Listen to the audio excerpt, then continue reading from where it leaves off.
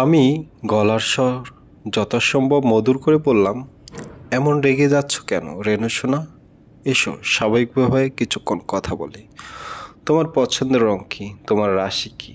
রেনু বলল, শালা তুই একবার আয় আমার সামনে। কামড় দিয়ে তোর কান যদি আমি ছিঁড়ে না নিই তাহলে আমার নাম রেনু না, আমার নাম কেন, শালার বাচ্চা শালা।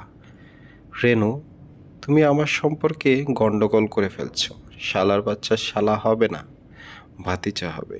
তুমি বলতে পারো শালার বাচ্চা ভাতিজা। চুপ! রেনু ধমকাধমকি করছে কেন? মিষ্টি করে কথা বলো। স্বামী স্ত্রী জর্গা হবে বিয়ের পর, বিয়ের আগে না। এতটুকু কথার পর বিকট শব্দে মোবাইল অফ হয়ে গেল। আমার ধারণা মেঝেতে ছুঁড়ে ফেলেছে রেনু। টেলিফোন ভেঙে টুকরো টুকরো হয়ে যাবার কথা, তা হলো না। নিশ্চয়ই দামি যন্ত্র, কারণ কিছুক্ষণের মধ্যেই একই ফোন থেকে খালা টেলিফোন করলেন। তার গলায় খুশি খুশি আনন্দ ঝরে পড়ছে। হিমু, মেয়েটাতে তেজ দেখছিস? বাঙালি মেয়ে হলে এত তেজ হতো না, হাফ বাঙালি বলে এত বেশি তেজ।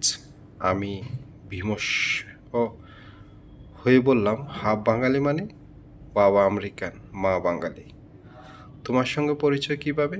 রেনুর বাবার সঙ্গে তোর খালুর পরিচয়। রেনুর বাবা মা তোর খালুকে খুব মানে।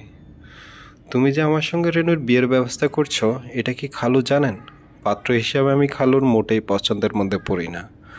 উনি রাজি হবেন বলে তো মনে হয় না। তোর খালুকে আমি রাজি করাবো। তোকে রাজি করানো কোনো ব্যাপার না, তুই রাজি কি না বল। খালা, আমি চার পায়ে খাড়া। চার পায়ে খাড়া মানে?